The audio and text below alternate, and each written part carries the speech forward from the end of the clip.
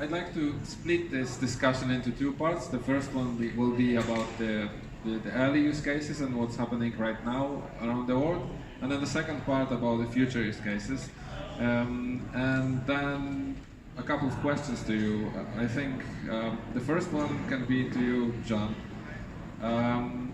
Could you elaborate a bit of the early use cases that are happening around the world and what are the differences between the different parts of the world? Because from market to market we can see the differences. Thank you, Marcin. Indeed, yes, there will be different types of launches, types of services launched throughout the world. We can, if we split the world between the US, Asia and Europe, in the US we can say that it will be launches in this year, next year, more on a fixed broadband substitute, whereas in Asia, also in this time frame, this will be more support bandwidth hungry media services based on also virtual reality and augmented reality. In Europe, it will be more wait and see, but preparing while monetizing 4G, but preparing for 5G. And in 5G, the first use cases will be more involving the vertical industries, with mainly services such as low latency connectivity for factory automation, but also for automotive and healthcare sectors. Okay, thank you. Now, yeah, you can pass it to Rami. I can just add on the use cases. So for the use case that I see early stage, there is all the IoT that doesn't need to have 5G. Also with 4G we can have IoT, and we do have, so it's not massive, but there are many IoT, smart city, there are lots of localized IoT that I can see, like campus type, asset management, those type of things that still don't need 5G and coming. And another thing that I see as a use case that we didn't discuss is all the fixed wireless conversion. In the US, there are a lot of low bandwidth connectivity, T1, DS0, and even 2.4, 9.6 old modem, if you are old enough to remember those modems. And they are used for a good amount of traffic for years. Now they are decommissioning it, and I believe 5G low latency critical communication will replace them. Okay. One more question to you, because you already mentioned the fixed wireless access. How do you see that included in the internet service provider landscape, and do you see, or in comparison to the regular fiber-based stuff, and is it a complementary or competition to, or maybe the ISPs will include that in their offering? Yeah, that's actually a great question. So there are few use cases there. So first, we tried fixed wireless access also in 4G, but in 4G the bandwidth wasn't there. So when I speak with operators, I see a few things. First, people are telling me that there is no reason that the last mile, the real last mile, will be fiber or other connectivity when you can have mobile. So if you're familiar with Verizon Fios, for example, it's fiber till the last mile, and then it's coax, and inside the house it's also the coax of the house connect to Wi-Fi, right? Why not having just 5G there and that's it, instead of all this wiring and the last mile digging? That's one use case, and it may eventually replace even the Wi-Fi in the house. But as I mentioned before, like traffic control, train intersection, those are all very, very old TDM connectivity, even things like 9.6 modems, and it need to be replaced. So far, we haven't replaced it because 4G was not that reliable. It has to be very reliable. So with 5G critical communication, it's another use case of traffic that will replace the TDM. Those are the main use cases that I see. Okay, thanks. Can we switch to John now? Yeah, okay, so we spoke that there are different approaches to the use cases in the early stages. Why do you think it's like that? So why do you think Europe has different approach than the US than the Asia? I think Europe has definitely, and it's the approach we have taken with the European Commission in the 5G action plan, 5G with the 5G PPP. We definitely want 5G as a disruption, as a new ecosystem. And at the difference of 2G, 3G, 4G that involved more telcos, telecom technologies, we think 5G will also involve other industries, and in the 3GPP, the international standardization body for mobile, there are more and more vertical industries that are members, that are participating. So we want to involve them inside, within the standardization and trials and experimentation process to build the use cases and the standards with them. And not only for early use cases that will be mainly enhanced mobile broadband, that will be enabled by the release 50 that presented Philippe Mardy and yourself, that will mainly based on enhanced mobile broadband. We focus more in Europe on the full 5G vision with massive IoT, with enhanced connectivity, with ultra low latency, and also the density, which will enable the massive IoT. So it's different with that. But of course, it's important to accomplish the steps, including the enhanced mobile broadband. And of course, what is being done earlier than in Europe, in the US and in Asia are also quite useful. For instance, the Winter Sports Olympics in this February in Korea, in Pyeongchang, have enabled to see demos at the 28 gigahertz on these VR, AR, eMBB applications. So it's quite useful. But in Europe, we have a more, let's say, disruptive conception, which does not say that it will not happen in Asia and US, but it's more our approach with verticals. Okay, so can you elaborate on the US market? Yes. So first, as I mentioned, with IoT, we see it coming. There are a lot of deployments of IoTs. Cable industry are getting into IoT business as well, and cable industry traditionally they don't have wireless infrastructure, so the LoRa network is something that they are looking at, and eventually companies such as Comcast, they have a contract with Verizon, so using the 5G of Verizon together with their cables or to augment it. So we see a lot of initiative there. Now, with cable operator, just to one caveat, they are more looking for localized solutions. So building campus wherever they provide connections. So it's not like UPS all over the country. Other use case that we see a lot is with the backup connection. With, for example, let's talk about NFV. Most of the white boxes, they come now with the mobile connection as a backup or as a management plan connectivity.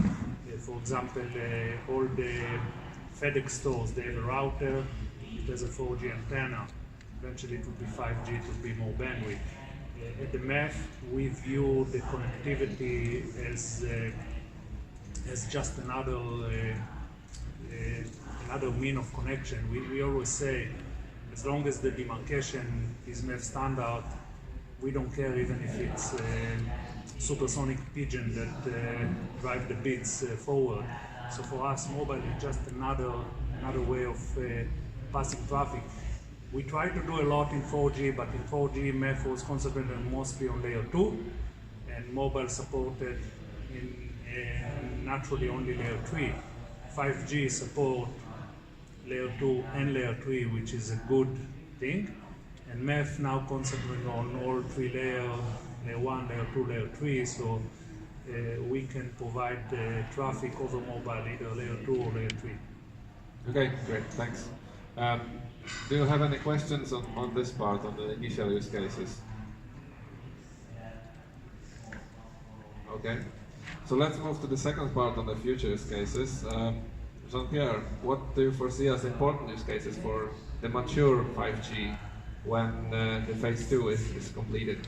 I think indeed for the mature 5G, what you have presented in your chart after release 16 and after the full IMT 2020 specifications evaluation that will be done early 2020, then the commercial launches from 2021 will definitely embark these capabilities. We can start from the transformation inside the industries, inside the vertical industries. What can we see? Distributed production. We see connected goods. We see low energy processes, increasing automation in the factories, for instance. We see collaborative robots. We see integrated manufacturing and logistics, and so on and so on. And what will bring 5G in that? 5G will be a key driver of that transformation with, in the vertical industries, incorporating new and enhanced technical capacities, capabilities to meet these new demands for services. Let's mention some examples. Some examples in the automated factories. Automated factories with industrial process automation, for instance. The connectivity, just to explain that the connectivity required for sensors and actuators, indoors and outdoors, with high reliability and availability to ensure seamless production and the ability to adapt the processes, those processes, in real time for maximum flexibility. This is the target. So we can quote, for instance, automated production lines, remote human IoT also for AR and VR. Another example is in automotive. We spoke, automotive certainly will be one of the first applications in that. And we have assisted driving, we have the autonomous driving that is under testing and processes. Let's quote, for instance, a precise example with 4G, a request for an autonomous vehicle for lowering the speed in front of an obstacle at 100 kilometers per hour would require 1.4 meter to stop. With 5G, it will be 2.48 centimeters. This gives an idea of the capability for autonomous vehicles. For also health. Health is also an important sector with a remote health monitoring, but mainly for remote surgery. And for remote surgery, mainly for non-invasive surgery. Not any surgery at the first time, of course, but non-invasive surgery for a surgeon operating from France to US, towards US. Ultra-low latency and real-time sensoring and perceptions. And last type of example, in the media and entertainment, with high-resolution multimedia content displayed to an increasing number of simultaneous and connected users with a high quality of service requests. Another example, illustrative example, at 20 gigabits per second, a 4K, 8K film picture will require only less than 1 second to be downloaded on a smartphone or tablet. So these are examples. Okay, great.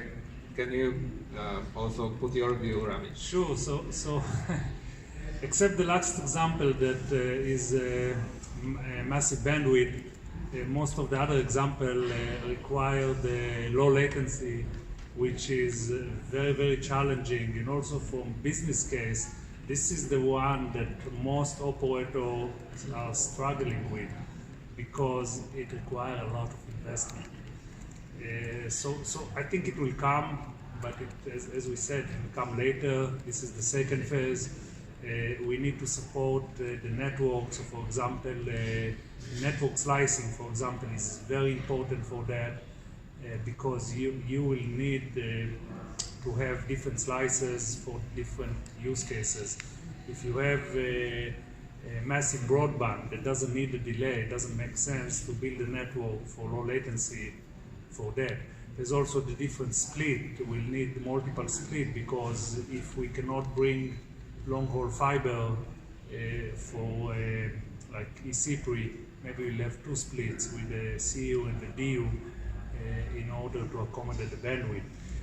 But I would like to mention another thing that is crucial for that, for most of those use cases, and this is the automation. We cannot scale without automation. So when we talk about 5G, we talk about SDN and NFV. We talk about orchestration. MEF focus a lot on the LSO, lifecycle service orchestration, that you need to have for the mobile and also for the transport, because you need an end-to-end connectivity. Without automation, you will not have most of those use cases. 5G network slicing need to be on the fly, on demand. It's really an application-driven network. Other than that, if we take, for example, IoT, we have so many sensors, even today with 4G, water leaking, traffic, parking. We have video analytics, many use cases of video analytics with face recognition, without face recognition, crowd management. Those require also automation, orchestration. So it's the whole stack from the BSS, OSS, orchestration, network. It all has to be automated so operator can scale with all those new services. Okay, but when do you think this will happen? So I mean, the whole ecosystem with the orchestration mechanisms really working to make those use cases possible. So it's already starting. It's already starting, and it's starting with the technology. So today, I'm speaking to few operators that are doing IoTs. And if I take one example without naming the operator, every time they have a new customers, they need to build the tunnels, the layer 3 tunnels between the devices. It takes them 3 days. Building the tunnel, configuring the equipment, testing the network, they are done, 3 days. With automation, it can be reduced to 15 minutes. The challenge is that a lot of the 4G equipment, they are not SDN ready. So a lot of work needs to be done, CLI, with controllers. So either we do it or we wait for new equipment that support, for example, NetConf or some other techniques. So I see it as a more long-term evolution. People are starting today, but it another 2-3 years at least. So 2020 we'll see more automation. And the other thing is that the other issue that I see is that the mobile now was more about the bandwidth, more about the residential B2C. Now they are moving to B2B. So all the things that we did in wireline, like service assurance, reporting, all of that now is coming also to the mobile. When I have a roaming agreement and I'm connecting businesses, I want to know the traffic, I want to monitor it, I want to get reporting, even from the other operator. So many operators are trying to do it. Probably it's a project of a year or two. So 2020 we'll start seeing more and more enhanced use cases. Okay. Anybody from the audience? Any questions on the future use cases? Yeah. Chris will bring you the mic. Thank you. This is from Strategy in Australia. I think my question is more around which of these users are monetizable from mobile network operators versus other solution providers. Do you see operators will be really able to extract value out of them, especially around enterprise, or other solution provider will capture that under a private network rather than a mobile network? From my perspective, there are many industries that will have connectivity only through mobile. We spoke about Industry 4.0, all the manufacturing. Those are new things that never had connectivity such as that, and they will leverage the 5G. Same with agriculture, that it's a new use cases that will leverage the mobile. So yes, mobile will be part of the solution. That's a must. On the other use cases, I think operators are struggling to monetize. For example, let's say, for example, IoT, because it's already deployed. So in the beginning, operators were saying, okay, let's have the third party provide the IoT, and we'll provide the connectivity, few cents for connectivity. And now they're rethinking it. They're like, somebody else is making the money, and there is not much bandwidth there. We are making sense. Why don't we offer the service? Not for all the IoT, but maybe some strategic partnership when we'll offer the service to our customers and we'll charge the monthly fee instead of the connectivity. This is a way to monetize. So they find out, oh, now we need to automate it. We cannot deal with it on a manual basis. So, like I mentioned, automate the connectivity, also automate the purchasing, marketplace, and all of that need to be automated. Otherwise, you cannot scale. So this is another way that you can monetize. Okay, any other questions? Just to precise that, just to complete, Rami, 5G will be, let's say, the issue will be to solve the equation between cost, as in many cases, between cost, regulation, and revenues. So in the side of revenues, there are the question of the business models, of the monetization. So it's the reason why in Europe operators are cautiously assessing trials, use cases, business models, and we have not to exclude also wholesale, for instance. Wholesale could be an interesting business model.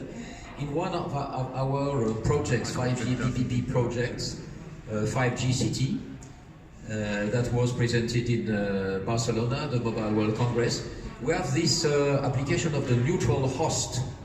And the neutral host will be could be an operator, but somebody else that owns the 5G infrastructure and also the slicing capabilities. And it will, let's say, sells the slices to various service providers inside the city. So this could be an example. No, actually, this is an excellent example. When I speak with cable operators, they are looking at that. If you're familiar with the US, if you remember when all the operators used to sell ringtones, they want to get out of the transport, the backhaul. So they outsource this mainly to cable operator and to other wireline operators. So it was one operator that provide backhaul to many mobile operators.